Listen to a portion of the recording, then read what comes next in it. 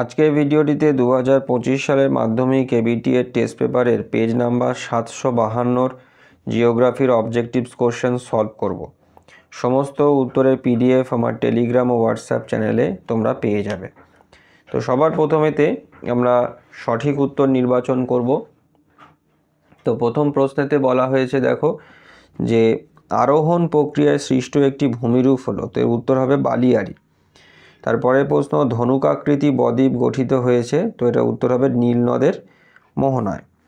তারপরে বায়ুর গতিবেগ পরিমাপক যন্ত্র, তো এটা উত্তর হবে অ্যানিমোমিটার। তারপর বিশেষ আর্দ্রতা প্রকাশের একক হচ্ছে গ্রাম পার কেজি। তারপরে যে স্রোতের প্রভাবে আটাকামা মরুভূমি সৃষ্টি হয়েছে সেটি হচ্ছে হামবোল্ড স্রোত। তারপরে চাঁদ ও পৃথিবীর মধ্যে সর্বাধিক দূরত্বকে বলে অ্যাপোজি। তারপর বায়ুর উপস্থিতিতে জীবাণু জৈব পদার্থের বিশ্লেষণ ঘটালে তাকে বলে, তো এটার উত্তর হচ্ছে সবাত কম্পোস্টিং।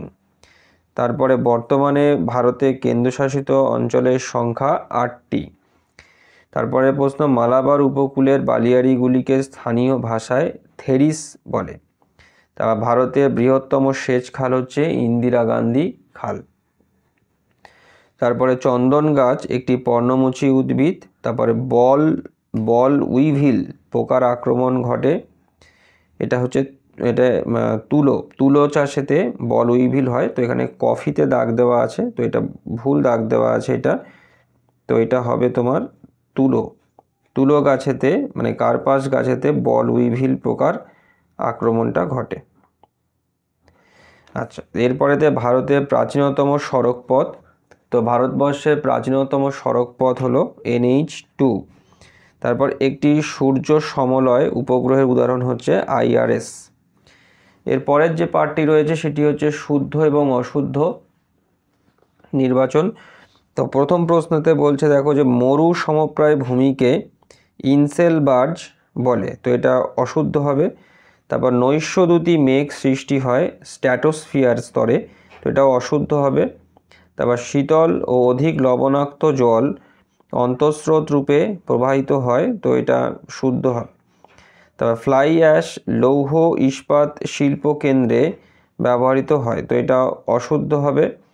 তারপরে ভারতের শীতলতম স্থান হচ্ছে দ্রাস, তো এটা শুদ্ধ। তারপর বায়ুমণ্ডল অনুভূমিক সঞ্চালনের মাধ্যমে উত্তপ্ত হওয়ার পদ্ধতিকে অ্যাডভেকশন বলে, তো এটা শুদ্ধ হবে। তারপর উপগ্রহ মানচিত্র প্রস্তুত করে ইসরো, তো এটা শুদ্ধ। এরপরে শূন্যস্থান পূরণ। প্রথম প্রশ্ন হচ্ছে পৃথিবীর বৃহত্তম নদী দ্বীপ হলো, তো এটা হচ্ছে ইলহা দা মারাজো। তারপরেতে ক্যাটল হ্রদের তলদেশে স্তরে স্তরে সঞ্চিত পলিকে ভার্ব বলে। তারপর পূর্ণিমা তিথি সিজিকি অবস্থানকে প্রতিযোগ বলে। তারপরে উষ্ণতা রেখা অবতল এবং বৃষ্টিপাত মে আগস্ট মাসে হলে সেটি দক্ষিণ গোলার্ধের ভূমধ্যসাগরীয় জলবায়ুকে নির্দেশ করে। তারপর স্বামী বিবেকানন্দ আন্তর্জাতিক বিমানবন্দর হচ্ছে রায়পুরে অবস্থিত। এর পরের যে প্রশ্নটি রয়েছে সেটি হচ্ছে 50 লক্ষের বেশি জনসংখ্যাযুক্ত শহরকে বলা হয় হচ্ছে মহানগর। তারপরে ইঞ্চিস শিট ভূবৈচিত্র্যসূচক মানচিত্রের অক্ষাংশ দ্রাঘিমাংশের বিস্তার হচ্ছে 15 মিনিট ইন্টু 15 মিনিট। তারপরের যে পার্টটি রয়েছে সেটা হচ্ছে একটি বা দুটি শব্দে উত্তর দাও। তো প্রথম প্রশ্ন হচ্ছে ভারতের উচ্চতম জলপ্রপাতের নাম কি, তো এর উত্তর হচ্ছে কুঞ্জিকল। তারপর গ্রিনহাউস প্রভাব সৃষ্টিকারী প্রধান গ্যাস কোনটি, তো এর উত্তর হচ্ছে CO2। তারপর পৃথিবীর উপর চাঁদের আকর্ষণ বল সূর্য অপেক্ষা কত গুণ বেশি, তো এটা হচ্ছে 2.2।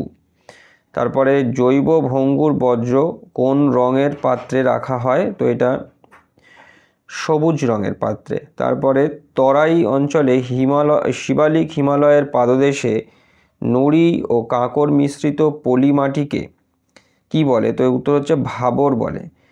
বাণিজ্যিকভাবে শাকসবজির চাষকে কি বলে, তো এর উত্তর হচ্ছে ওলেরি কালচার। তারপর ভারতের বৃহত্তম সরকারি পেট্রোরসায়ন শিল্পকেন্দ্রের নাম কি, তো এটার উত্তর হচ্ছে দাহেজ। তারপরে দূর সংবেদনের শক্তির উৎস কি, তো এর উত্তর হচ্ছে সূর্য। তারপরের প্রশ্ন হচ্ছে, মানে পরের পার্টটি হচ্ছে স্তম্ভ মেলানো। তো ব্লিজার্ড হবে হচ্ছে মেরু উপমেরু অঞ্চল, নুনাটাক্স হবে এই বরফমুক্ত পর্বত শিখর, প্রাচ্যের নন্দনকানন কাশ্মীর উপত্যকা, চিপকো আন্দোলন, বন সংরক্ষণ। তো আজকে ভিডিওটি আমি এখানেতেই শেষ করলাম। সমস্ত উত্তরের PDF আমার টেলিগ্রাম ও হোয়াটসঅ্যাপ চ্যানেলে তোমরা পেয়ে যাবে। সবাই ভালো থেকো, থ্যাংক ইউ।